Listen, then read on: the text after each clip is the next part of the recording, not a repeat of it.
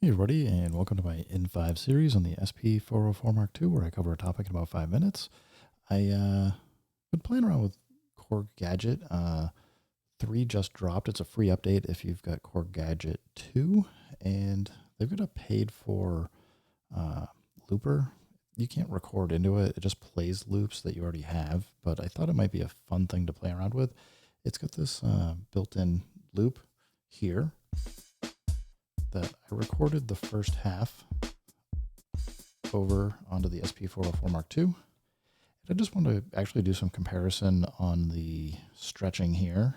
On the SP404 mk2, without resampling, we can pretty easily just pitch down with the vinyl simulation down. So, and it's pretty quick to do. So, again, sound comparison. Let me turn it up a little bit. So to me, I recorded at the same level, playing at the same level. Sounds the same. And I got fixed velocity on just so that I'm not getting any velocity differences from hitting the pad on the SP404 mk2. Anyway, really easy just to pitch down 12. It'll run to half speed. That's what it sounds like on the SP404 mk2. And to do the same thing on the over here on Gadget, what we need to do is modify the tempo. Right now I've got it set to 120, so it's playing at the natural speed of this loop that came with it. I'm going to drop it down to 60, so it's playing at half speed. And this is what this sounds like.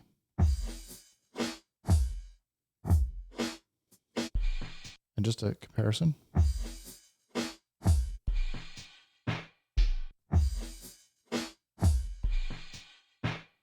And I don't know about you, but for me, there's nothing wrong per se with how it sounds in Sydney. It just sounds very digital, whereas I think I prefer the sound on the SP404 mk2 actually. It's not to say that there isn't value in this time stretch, but it's got kind of a granular or something else effect going on. I did try turning off smooth to see if that would help.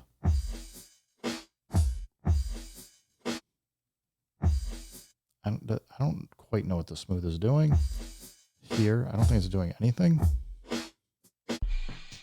but I don't know. Not a super big fan of it. So I think there's definitely going to be some limits you might find with the Sydney time stretching. Again, might be a nice effect for what you're looking for.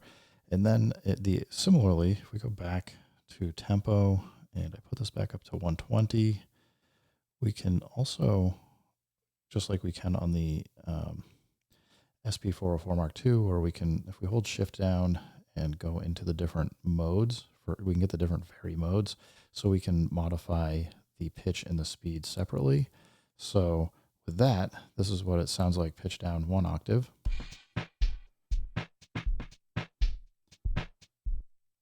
Which sounds pretty good to me.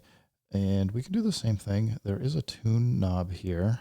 You can actually go all the way down to -24 on Sydney, although you'll see in a second it sounds kind of weird. But we're going to go -12 just so we're comparing the same sounds to each other.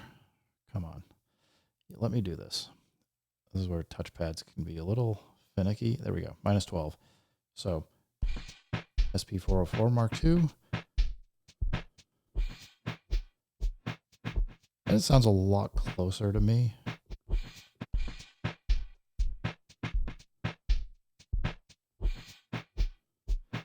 So I still think I kind of prefer the SP404 mk2 sound, and that's not even with any of the vary settings.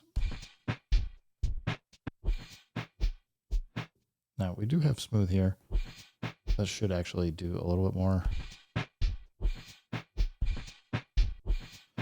I mean, again, like it's so close. I think for pitch shifting loops, separate from the speed of the loops, I actually think Sydney's sounds just fine to me. So, but if we go up, we can go also up to as much as +12.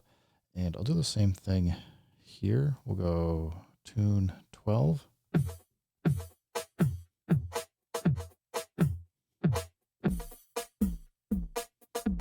And here you can definitely hear the tone is very different.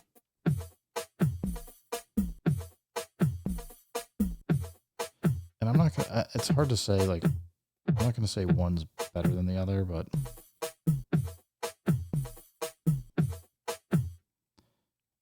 it is different. Now, we can actually on here go all the way up to, or down to -24, so you can go up to 2 octaves down. And you can hear, that sounds awful. And I don't understand why it actually makes it sound higher pitch when you go -24. Personally, I think it was a mistake for them to add it going that low. Maybe I just haven't found any samples that sound good, that much of a difference. Going up, you can hear it's not quite so bad, but I mean, the comparison would be go down -24. We'd have to resample over here, which we can totally do. We'll go -24. We can go resample to pad 15. Play this out. We don't need any more than that. That's fine. So we can then go pitch it down again. Which that's what I would expect it to sound like over here on Sydney, which is making me wonder what the heck they're doing for an algorithm, because again, I don't know why it's getting that whiny hissing sound. It's kind of weird. Anyway, guys, something new for Korg Gadget.